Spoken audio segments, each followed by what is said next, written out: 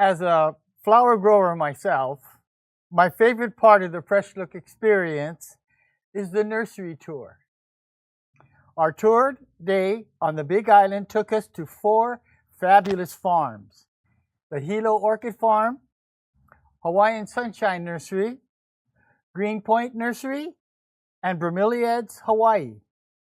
Let's watch our Fresh Look Virtual Nursery Tour 2025.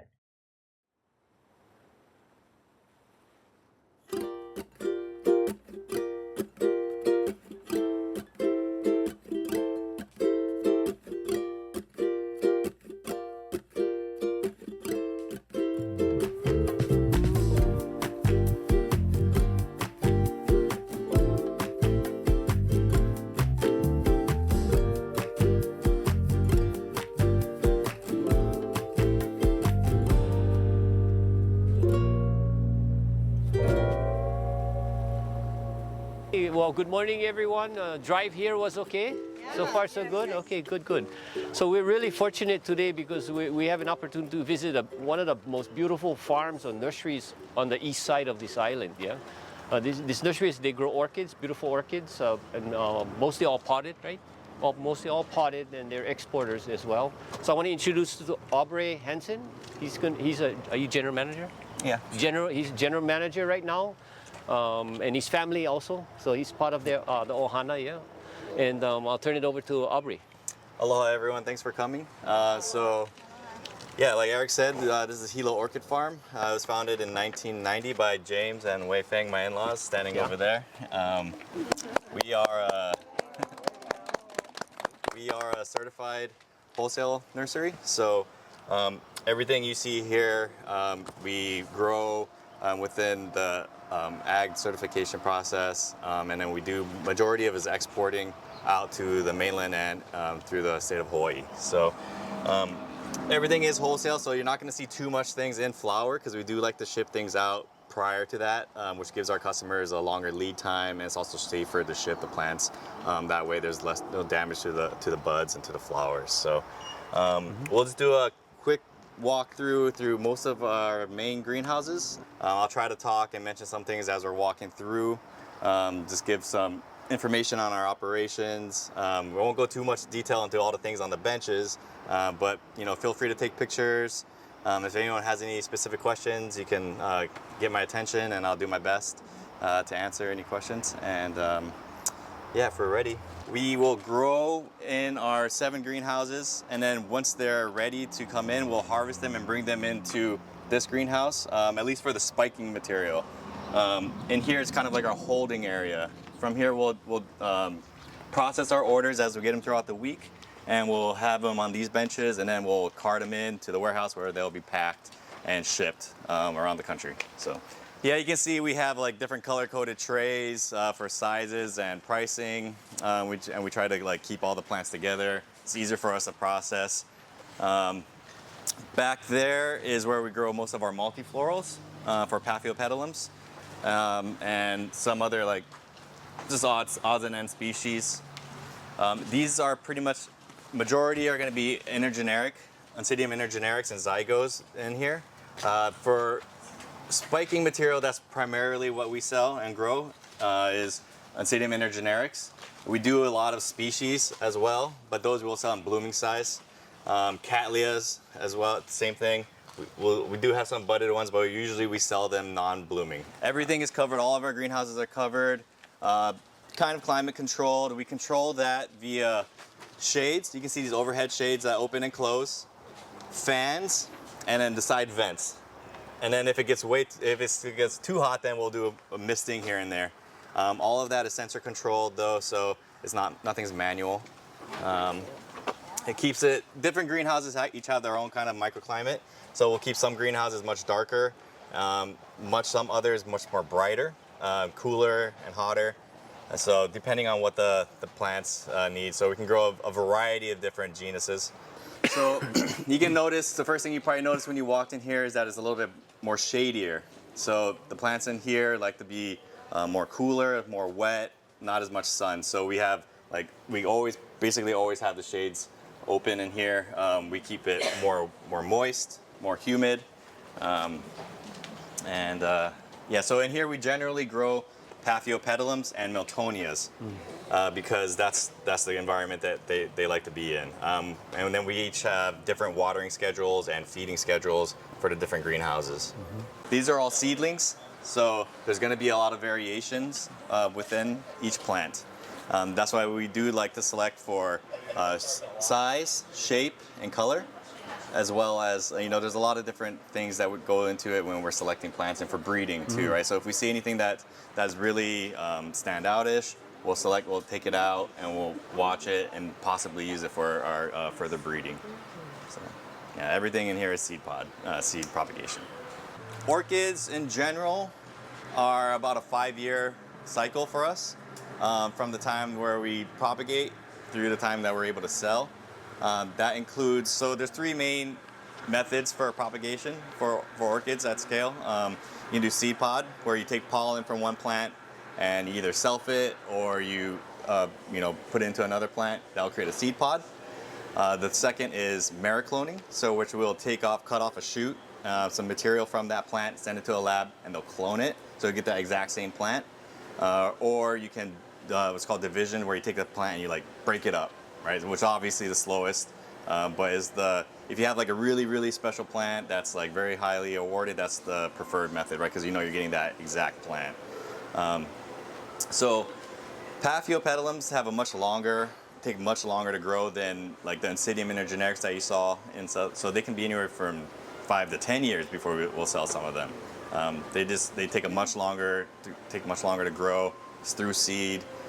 So that's why they're a little bit more expensive, because they take twice as long to grow. So in here, this is where majority of our plugs will be grown, our keikis. So even when we do things through seed pod, when I mentioned that, we still send those seed pods to a lab where they're grown in a sterile environment, and then then we receive them back from the lab, and then we grow them here. Majority is grown through a thing called oasis cubes, which are these little spongy cubes. It lets the roots grow right through it. We can pot it into straight from there. We don't have to take it off or anything like that. It keeps it very uniform, and they're able to hold the nutrition and the water very well through the growing process. In this greenhouse, much different from the last greenhouse, right? Much brighter. It's going to get a lot more warmer in here. We usually, it's a different type of style too. That's this is plastic, whereas that's a Taiwanese style, but this is more your classic greenhouse style, but we raise the roof so that there's a little bit more airflow too. And here we primarily grow intergenerics, cattleyas, and lately we've been doing a lot of catasetums and catasetinae. So these are our stock plants over here. So you can see they all have the kind of weird bulbs and the very fragrant flowers. People will, once a week we'll go through here, we'll pull plants that are in spike or in bud that are ready to sell, and then we'll cart it down to that holding area. And luckily we have golf carts can drive through all of here, so we don't have to walk everywhere. So that was all intentional, of course. Benches in this one and the last greenhouse, you can tell is rolling benches, which allow us to maximize the space, growing space in here. So we can roll these over and you can walk down the middle, roll it back. Gives us at least a full bench per greenhouse extra space, maybe. So. I kind of forgot to mention it, but in the last greenhouse, if you guys noticed to our left, you saw some tables. That's where all of our potting is done. Anything in moss. So we got a couple ladies out there just basically hand potting everything over there. And then in that first greenhouse, there's a small area where we pot things up in bark, which we do use a perlite, bark, and a little bit of moss mix. But yeah, everything is hand potted for everything you see here. What kind of moss is that? Sphagnum. Mm-hmm. Yeah, majority of our plants will be potted in sphagnum moss. So this is our stock plant area for the intergenerics and zygos and some Miltonias. So of course we're not selling these, so you'll see the flower open. We'll go through and we'll cut the spikes about every month or so, just kind of clean it up. But it's a good good place to see what what things look like, what we sell for the inner generics. These are all things that mostly will be merit cloned. Aubrey and Jen, thank you so much for letting us come to your nursery. Everybody's just floored with the color No and problem. the varieties, and I'm impressed so much with the uniformity. But one question I had was, how long does it take to hybridize a variety or a cultivar for you? So that's a very long process. So basically, you're going to start by picking. Well, first you got to have a vision of what you're trying to do. What you're trying to accomplish. So once you pick those, then you have a good match. Then you'll propagate it through seed, and then that will take maybe up to, by the time you're able to get the seed pod, maybe even up to a year. And before we take that and then we send it to the lab for it to grow. So the whole process before we're able to see anything between 3 to 5 years. 3 to 5 years, yeah. And so, how many varieties do you grow here? There's so much color. It's mind blowing. I mean, it's rotating. It's rotating. It's rotating. But at any given time, we're probably selling maybe around between 60 and 100 different varieties. Of Wow, things. Yeah. amazing. Totally blown away. Yeah. And this is a question maybe for Jen or for you is, what's your favorite? Which orchid is your favorite? That's a good question. I really like catasetums. Catasetums. My favorite plant right now is Lysudomola, red jewel. Oh, specifically. fantastic. Bloom back there. Yeah, Right. or Lycastem. They rename things all the time. So, but that's currently my favorite. Yeah, nice Fantastic. big flower. Big bulb. flower, Yeah. showy. Yeah, Oh, sounds beautiful. singular flower. Yep, yeah, sounds beautiful. Yeah, well, thank you Yeah, for coming. thank you, thank you, Yeah, thank you so much. Yeah, thank you again, thank you.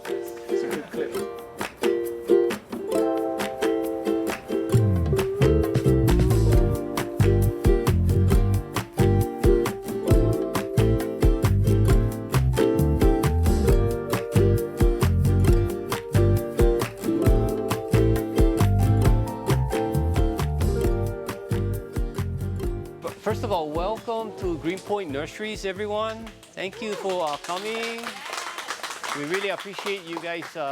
We know you have a choice, but we're happy that you chose to come to see us this year. So Greenpoint is just entering our 3rd generation. So I have 3 sons. My wife and I, Lolita, and I have 3 sons: Chris, John, and Mark. The 3 of them have joined us, and Chris is in more back office, admin, marketing. John is our producer, and John is with us today. I'm not too sure where he is, but he's a photographer. But John is in charge of all production outside of the building. And then we also have Mark, who's youngest, and he is a student under Dr. Tessie Amore. Dr. Amore is right there. Wave your hand, Tessie! Yay, Tessie! Yeah, and Dr. Amore is in charge of our industry breeding program for Anthurium and Dendrobium orchids. So we are honored with your presence. Yes, thank you. So Mark did a tissue culture master's under Dr. Amore. So we're very happy that he chose something to do with the family business. Yeah. So all 3 is now working here. Yeah. So we're primarily a wholesale grower shipper. So what that means is we produce, and these are Anthuriums. If you're not familiar, most of our cultivars we grow is coming out of the breeding program that Dr. Amore oversees. So when my dad started in the early 60s, he had maybe like 6 to 10 varieties. We probably have 30, 40 varieties now of Anthurium that we grow. And they come in, as you can see, they come in all different sizes and shapes and colors. So if you're a designer and you're not aware, Anthuriums comes in 5 or more different sizes. So you can actually ask, whoever is supplying you or servicing you, size. You can give them the diameter of the flower, the length of the stem, not only the color. Not only because Anthuriums normally based on age. When the plants are younger, the flowers are smaller, and as the plants mature, the flowers get bigger. Yeah, that in the case for me in that case. It didn't work for me. I'm still short. Yeah, I didn't. I like to be like Jody. See a Jody? See? So anyway, just for trivia, my family name Tanoe is the meaning in Japanese is the family above the rice field. So I'm definitely following in that suit right now. Yeah, yeah. Maybe not in the rice paddies, but in the flower fields. Yeah, right now. So maybe we can, if there's no questions, we can move to this side. I can talk to you a little bit about the packing, the different styles of packing. So if you can see, this pack is called a single layer pack. Yeah, the flowers are going right under, the stems are going right under the foam liner, yeah? And then those on this side can watch lily bed and packing here. And this pack was designed in the early 90s for Japan, export to Japan. Because prior to that, we were using shredded newsprint. And the auctioneers was very happy to auction Anthurium, but it was cumbersome because they had to unpack the flowers, take out the flower, show the flower to the audience, put it back into the box, attempt to try their best to repack it, and it was really unfortunate. Yeah, but they wanted to sell more Anthurium, so my dad came up with this pack in the early 90s. Now we don't export too much flowers to Japan, but the U.S. market, most of our customers are taking our Anthurium this way. The single layer pack allows us to have less material, packing material. It's a lighter pack, and we ship primarily all by courier, FedEx, UPS. Anthurium right now, maybe a question you might have is how long does the Anthurium last? It can last for about 5 to 7 days in the box. All we have to do is just moisten, keep the water potential greater on the exterior of the bloom, and then you keep that plastic liner completely sealed, so it keeps the moisture in the box, and the flower will last quite long.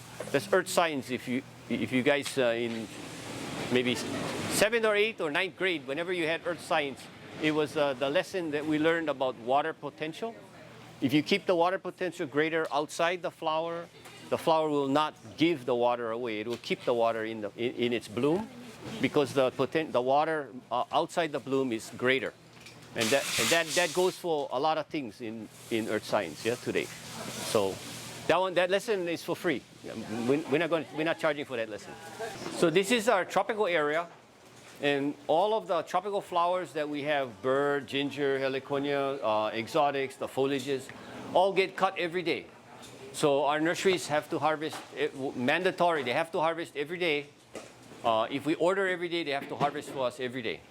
So they usually either they're delivering to us, or we're picking up either in the afternoon or first thing in the morning. But in 24 hours, whatever is harvested gets cleaned and it gets sold, it gets shipped. Yeah, and we're a certified shipper or certified grower with USDA and Department of Ag. So what that means is everything we touch has to be cleaned. It has to be pest-free as best we can. We're not perfect, but we allow ourselves maybe like 1% that we might have an infringing hitchhiker, yeah, on our product, yeah. But we try our best. So you can come closer and you can see we're basically cleaning on this end. We're just using municipal water, and we're cleaning all the algae. All rubbish comes off the vines, yeah. Passion fruit vines, yeah. I'm gonna turn it over to John, my second son, yeah, that you may have met, and he's gonna take the lead in the field next. Yeah. Thank you. Well, aloha everybody. Those that don't know, I'm John. This is my younger brother Mark as well. We are the brothers of Eric you met. No, just kidding. Eric's our father, and we're fortunate to say we are the third generation learning the family ropes in the business. So as he mentioned earlier, I oversee the production side of the company, so which would include the growing side, harvesting, cultivation, pesticide handling, anything in the field. So we're standing here on state land, leased land from the Department of Agriculture. This is a 20-acre parcel that was started in the beginning of 1976. We've been here. So this whole street is actually a farm lot. So this is actually not farmable land, but was developed for the nursery guys. So we're farming on land that wasn't farmable. It's just rocks, no soil, whatever. So that's a cool, sustainable story I like to mention about it. So this farm, this shade house we're standing in currently is a 40-year-old shade house. A typical commercial, Hawaii commercial Anthurium grower, growing under 80% shade with a pipe and cable structure, grown in 100% volcanic cinder. So this cinder was trucked in from the late 70s to 80s. So again, another sustainable practice. We're still farming 30-plus-year-old cinder.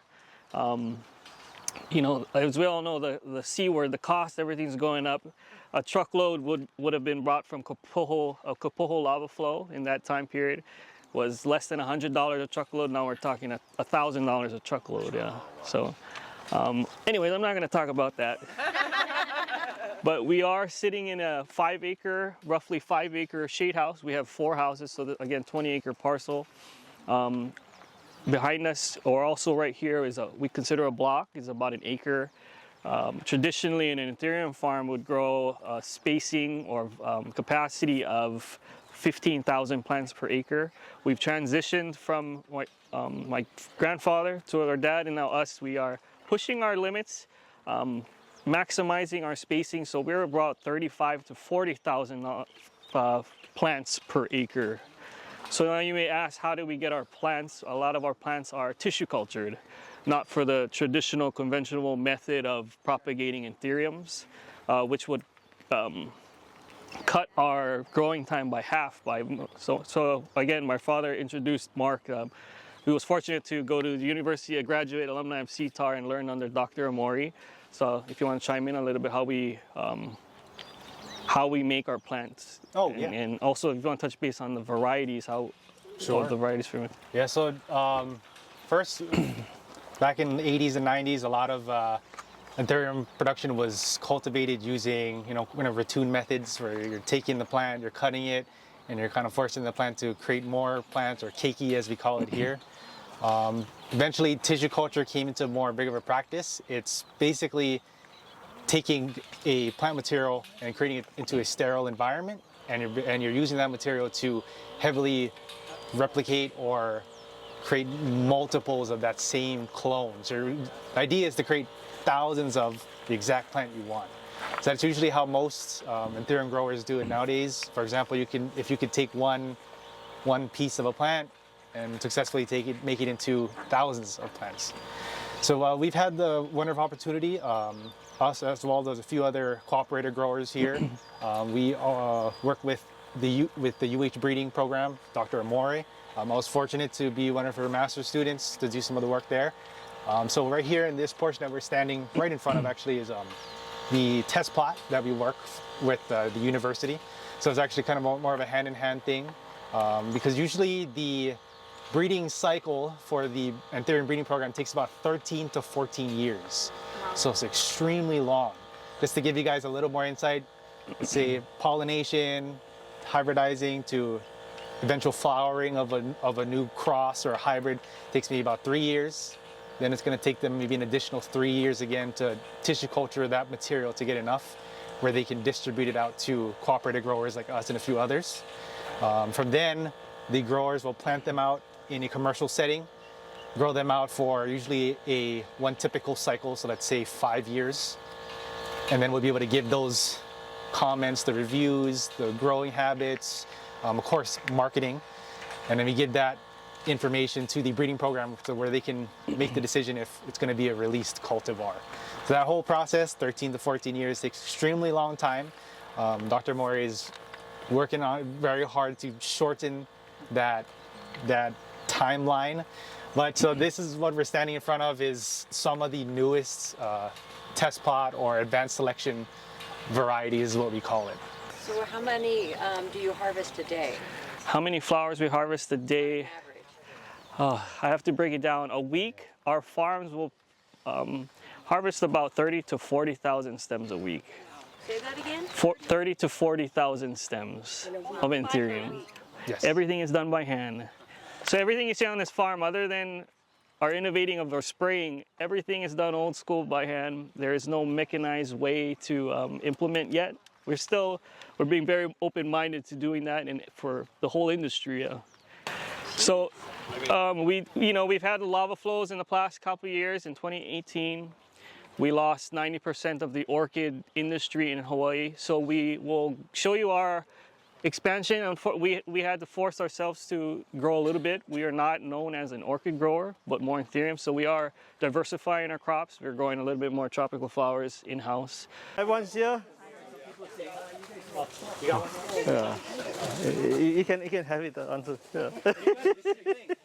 This is the orchid house we built after John mentioned earlier the lava flow in 2018. We lost a 10-acre farm down Kapoho.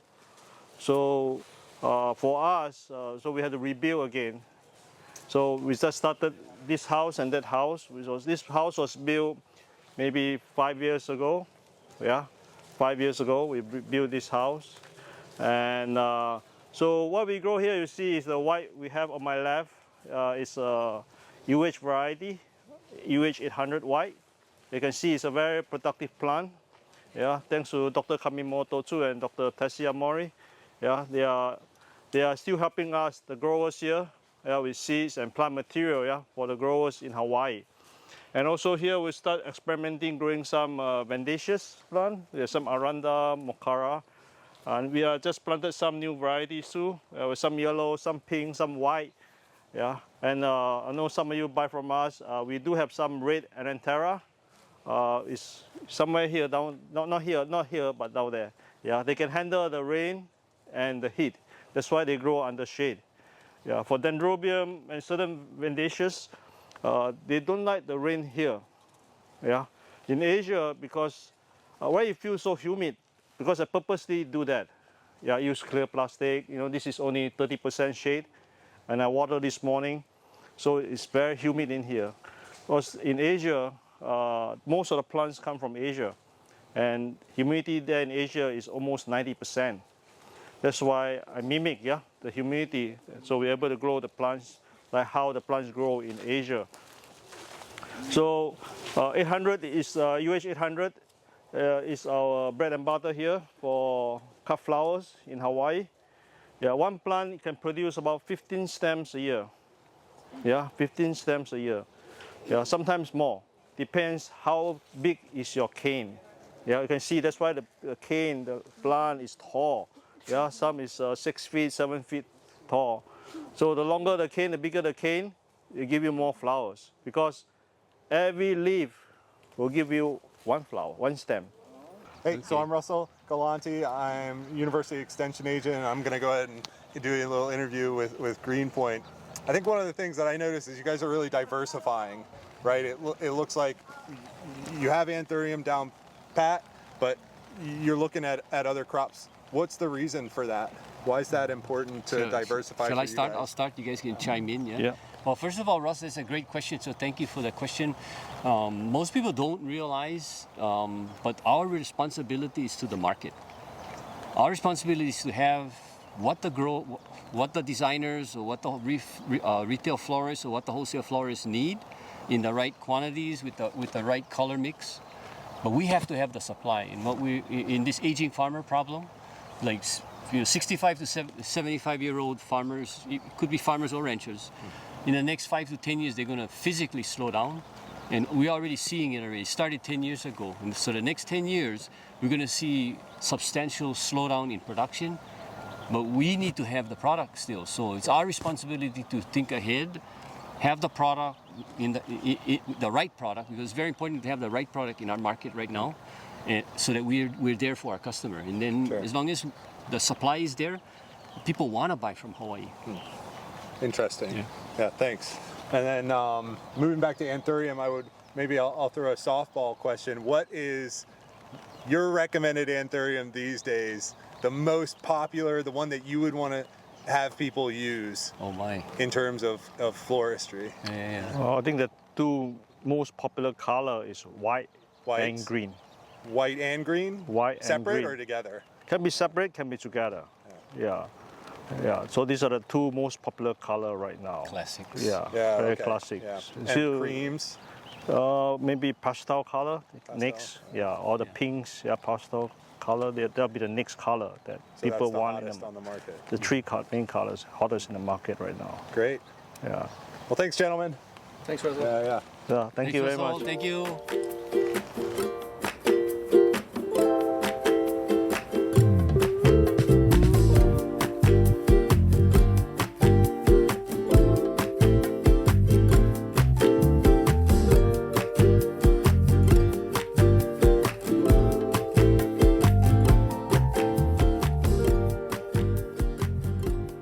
So everyone, we're at Hawaiian Sunshine Nursery, and we have Justin, location manager, that's gracious enough to give us this tour today. And we're so happy. We're talking about not having rain right now. So and the clouds are coming in a little bit, so it's not going to be too hot. So perfect timing. Blessings, yeah, blessings from above. So Justin, take the floor. We have about 45 minutes, and then at the end of the tour, we're going to have a short interview. You and I will do a short interview for the camera. All right. All right. So my name is Justin Livesay. I'm the manager here at Hawaiian Sunshine Nursery in Hilo. The company started in the 80s by a gentleman named David Fell. Kind of started out of his backyard and grew it into what we see today. We're currently under a new owner as of 2017, so not too new, but we have 2 locations, one here in Hilo and one in Oahu over in Waimanalo. And we love our job here. A majority of the plants that we supply are to our retail garden centers, Walmart, Home Depot, Lowe's. We do some off-island shipping, but we're really blessed to have such a strong demand for potted plants here locally. So that's what we do. We grow and sell locally and focus on potted plants and propagating, and yeah. Everybody just probably wants to see plants.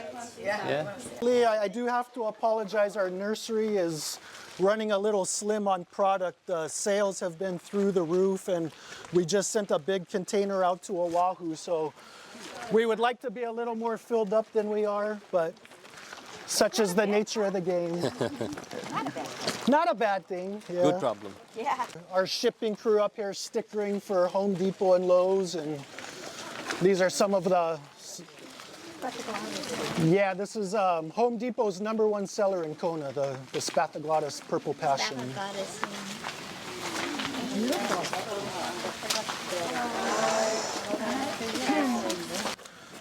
It produces so many keikis that we're able to just continuously divide off of it. So you'll just do vegetative for these guys?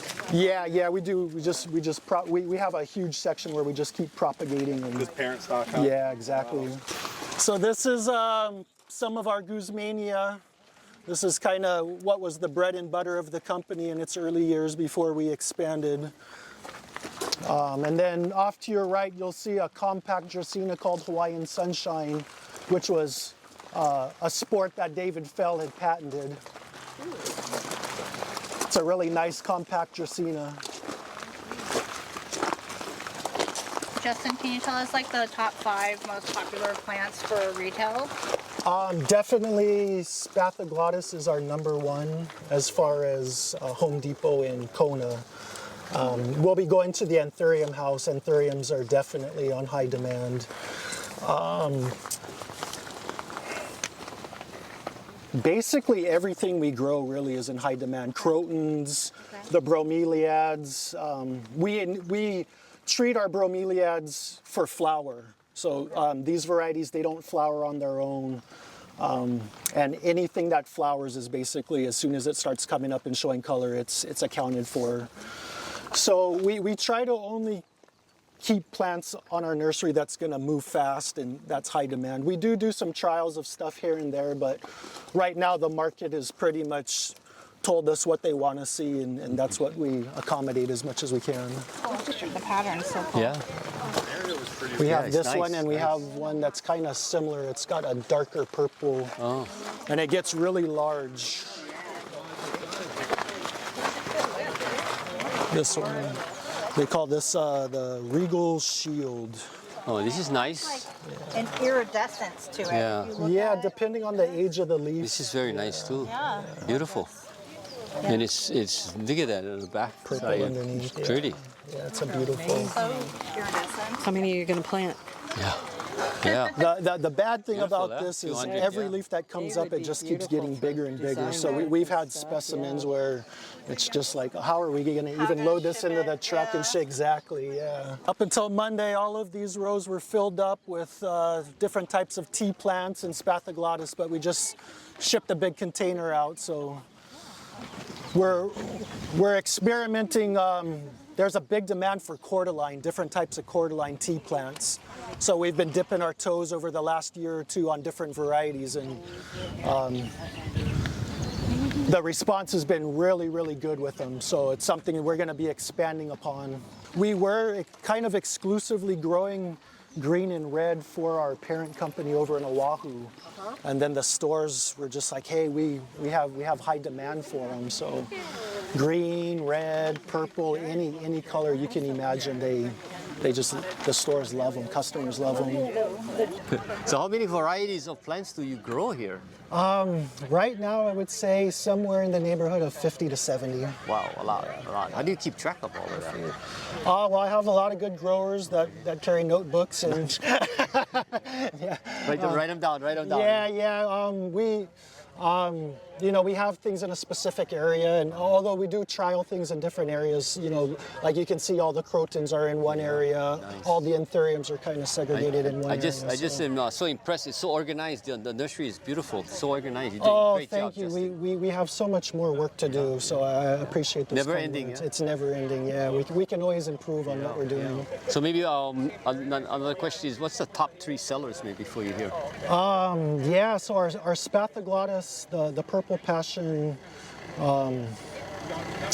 our feedback from Kona is that's their #1 seller in their stores, is that Spathoglottis purple passion. Of course, crotons. Crotons are always in high demand.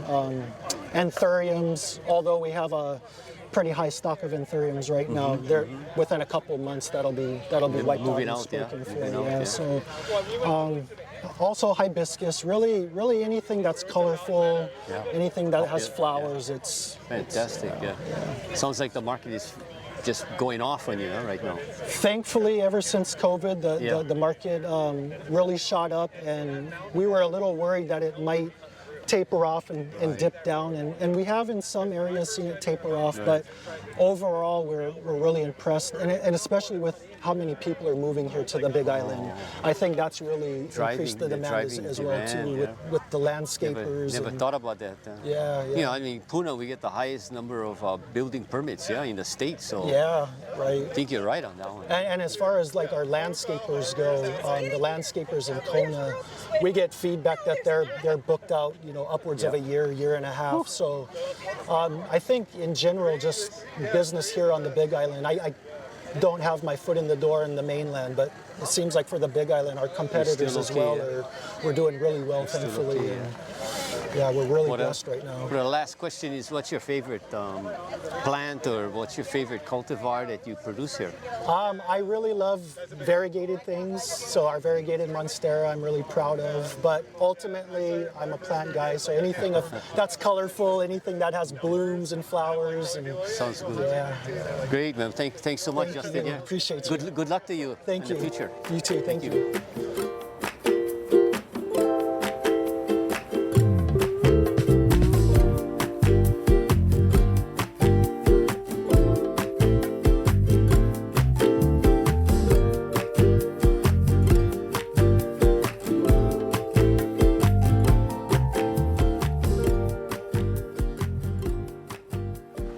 So what we want to do is say big mahalos right now to David Shigi, and his daughter Roy Ann is here behind the camera. I wanted to mic her, but she was too shy, so she's gonna be over there. But David's going to explain his operation of bromeliads Hawaii, and he's a world-renowned breeder of bromeliads. So we are definitely in the presence of gods right now. Okay? I don't know. David, show is all yours. So anyway, thank you guys for being here today. And I started my nursery actually on Oahu, where we're from, And whenever I give a talk about breeding, hybridizing and stuff, I always start with, I worked for the biggest nursery in the world when I was in high school. They thought, oh yeah, you work for the biggest bromeliad nursery. I thought, yeah. Dole Cannery and Libby's, the pineapple companies, So, that's where I got a taste of bromeliads, I guess, but I hated that thing because that thing was so, Hawaiians call hauna, because, I was cleaning out the, pineapple produces a lot of sugar, so, the smells and stuff, but I thought I would never want to see a bloody pineapple again, but I'm still doing it, So we moved to the Big Island when my daughter was just about 1 year old. So I started, like I said, with 6 bromeliads. And from 6, we accumulated varietal with mine as well as other people to over 4,000 varieties from 6, yeah. And we still kept it a family operation. You know, we're not like, as my cousins over here is big boys, but in our field, we hold our own in a smaller way, yeah. So right now, my daughter is taking over the nursery and she's doing the breeding of bromeliads. So between her and I, we've created about 1,000 hybrids, you know, bromeliads. Not everything is registered, maybe 500 registered. And we basically specialize in 4 types, genera, 4 or 5. Vricias, Neurigelias, Guzmanias, Dickias, well, so maybe Ekmeas, maybe Catopsis, maybe over 4, yeah. But we do specialize in certain varietals. In the world, we're kind of known for developing new types of Vricias, and you'll see a lot of them in our nursery, yeah. Basically, did you guys get a fast glimpse of how my daughter actually did basically this and with one of the workers, but she incorporated bromeliads in the landscape. And she can work, you know, so you can see all the different varietals and how she did it, but there's about maybe representation of maybe 30 genera in the garden itself, yeah. And it gives people an idea of how you can use the bromeliads in the landscape. But once you tie the plants to the trees, they'll eventually, bromeliads are broken down into 3 groups. Epiphytic, like orchids, they grow like air plants. Saxicalis, they grow on rocks. And terrestrial, they grow in the ground, yeah. So a lot of them are epiphytic, so you can tie them to the trees, and eventually they'll start to encompass the tree itself, you know, the roots will come out. Like in Hilo, we have a lot of rainfall, so the roots will actually attach itself faster than anywhere else, you know, that doesn't have the precipitation.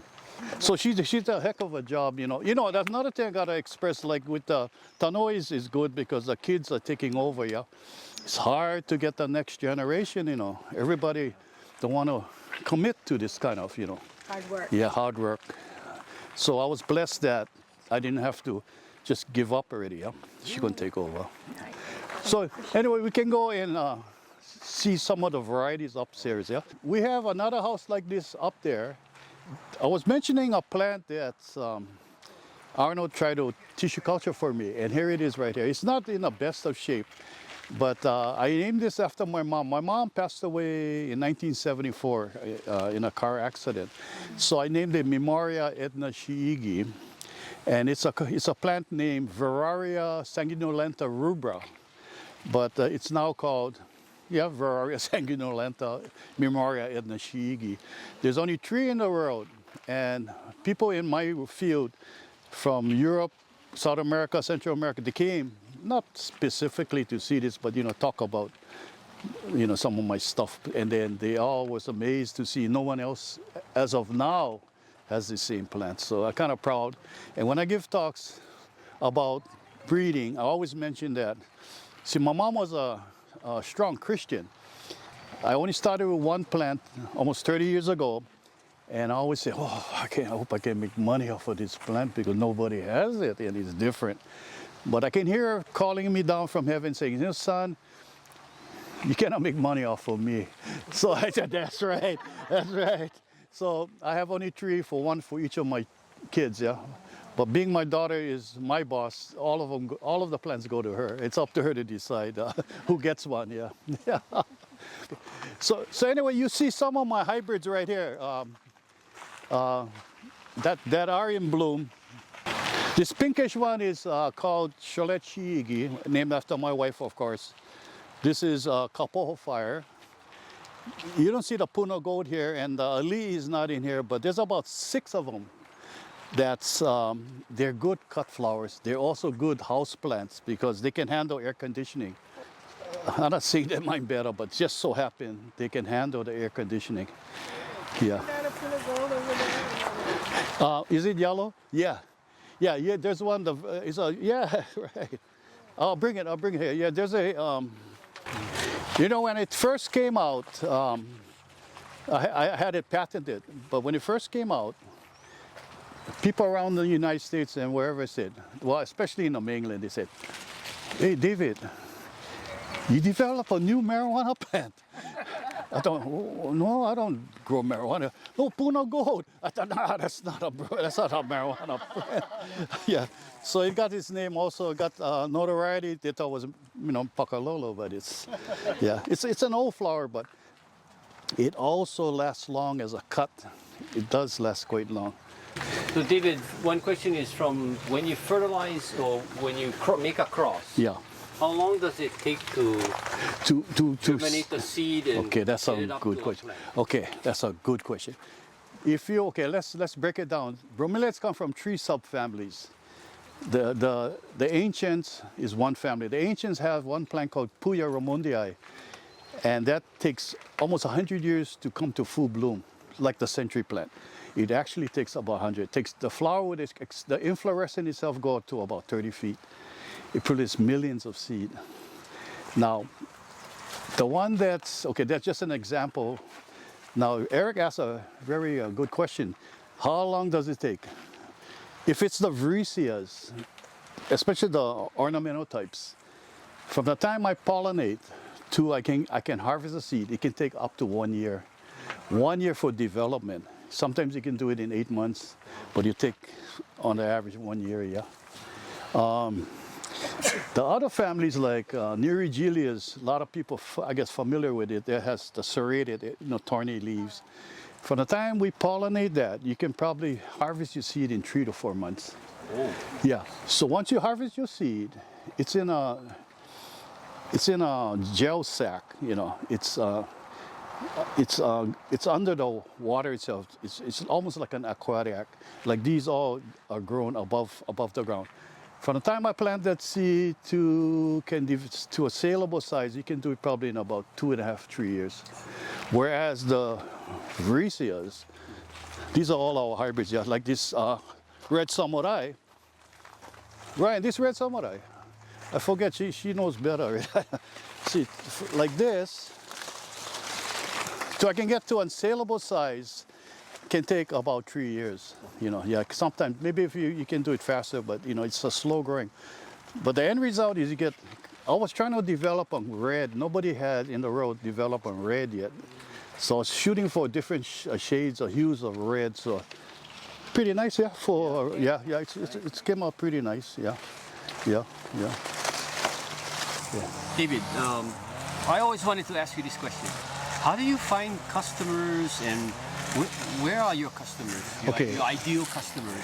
Basically, how it started was plant shows, road conferences. Yeah. And prior to that, in the early years, it was basically plant sales. And we normally don't advertise nationally those times. But we started with customers from Hawaii and word of mouth. And then we used to send, after that, sort of like brochures to growers in California and Florida. So that's how it started. Yeah. Not big time because we cannot produce, some of these people, we cannot produce the numbers they want. That's why we specialize in collectibles. That's the area that we like to stay in, the collectible market. Not producing, collector type, like new hybrids, or hybrids are not really available to many people, Interesting, so interesting, yeah. So another interesting question I always wanted to ask you was, how many different varieties, cultivars, strains? Okay. We started with 6 when I first started in 1976. 1976 varieties. Wow. From 6 we went up to 4,000. 4,000 not plants, varieties. 4,000 varieties. And we kind of diminished some of it. A lot of it came from my good friends in the mainland and in Holland and Belgium, certain varieties. But my daughter and I developed hybrids, about 1,000 of our own, 1,000 hybrids. Registered, we have about, with the Bromeliad Society International, we have about maybe 500 only registered right now. One of the plants I registered was named after, of course, Billy Kinoe. and Big Island Delights. You know, I named one to honor them. Yeah. But we started with 6. Now we got 4. We went up to 4,000 varieties. Yeah. Crazy, Yeah. Yeah. Yeah. So your top seller, what is like your top seller? Top ones would be like Nerigilias, and when we get them, Guzmanias. But these are like the prima donnas of the plant world. Beautiful, yeah. Yeah, these are the ones that sought after because of its color scheme and availability. Yeah, yeah. This is hard to like overproduce. It's not that easy. We tried tissue culture. We didn't have too much luck with it. But it's a nice plant in it. Really not the fastest, but At one time we discussed selling the leaves. Remember? Yeah. I think that would have been an idea. Yeah, foliage. the leaves, but no more feasibility for us. We could pull out the leaf and. And it hurts the plant. Well, it can, and then it won't grow back from that same. Right. Yeah. Only going to go up, right? You only go upright. It's monocopic. Wow. It's a monocot. Yeah. So this is my last question. This might be the most toughest question, or maybe you get this question asked of you all the time. Is what is your favorite bromeliad? My favorite. Politically is my mom. Yeah. Edna Shigi would be considered. The one over there, yeah. One. It's not growing that good right now, but that's my favorite. Huge. It's huge. It gets bigger than that. It's a testament to my mom, who passed away many years ago. And like I said, the boss has all 3 of them. I have one child. I have 3 kids, but Ryan gets them all. Yeah. Well, she can cut off a leaf for the kids. Yeah. Fantastic. Yeah. Thank you, David, so much. My brother. We always appreciate when you come and see your nursery. Oh, thank you. It ain't the nicest, but as far as it's messy. Yeah, it's beautiful. Thank you. Thank you to you guys too. Yeah. Thank you, brother. Okay, my brother. Yeah.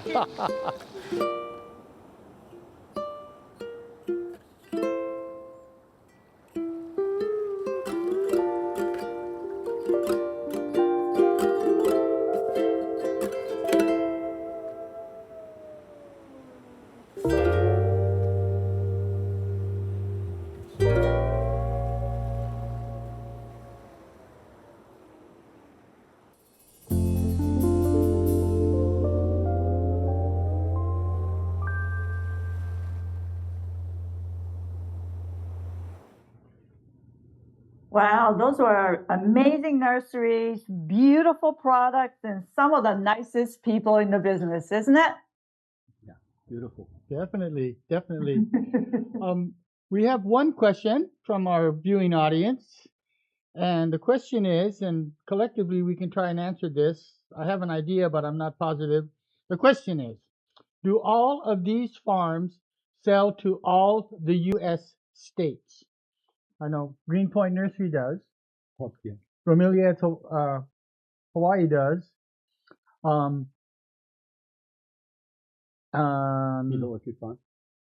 Cedar Orchid Farm does. Greenpoint Nurseries does. But I don't know so much about the what do you call it? The Hawaiian Sunshine Nursery. He said hardly, yeah? Yeah, maybe definitely in the state though. I don't know how much exporting they're doing. Yeah, and the question is to all the U.S. states. So they sell to Hawaii, which is one of the states, of course, but I think they're mostly considering export. Yeah, we gotta ask them. Okay. It's one question I can save for next year. Okay. We got our question from the audience, and I think Hitomi has a question for Mr. Eric. Yeah. So for Eric, so what is the impact of a nursery tour like this, and in-person visits as well as watching this nursery tour video, in building the relationship with your flower consumers? Like, what do you think? What are the impacts that you're hoping to create? That's a great question, Hitomi. Thank you. One of the reasons we have a nursery tour on Fresh Look or these seminars and workshops and webinars we do is because we first of all, we love going to farms. I mean, I love going to see farms, nurseries. I always love that. Yeah, farms or ranches. But one of the things is, first, when you go on a nursery, the first thing you will probably observe from the farm manager or the owner is that how clean the nursery is, how well organized, what type of crops they grow, how, you know, definitely you can see how well they grow the crops. So you really see the quality. The second thing is that if you have an opportunity to talk to the manager or the owner, you'll find out how he markets. And then for us, what we're interested in is how do we connect some of these farms with potential customers out there, yeah? To hopefully we can get some business for them through these nursery tours. For our designers that attend either in person or virtually, we definitely want to encourage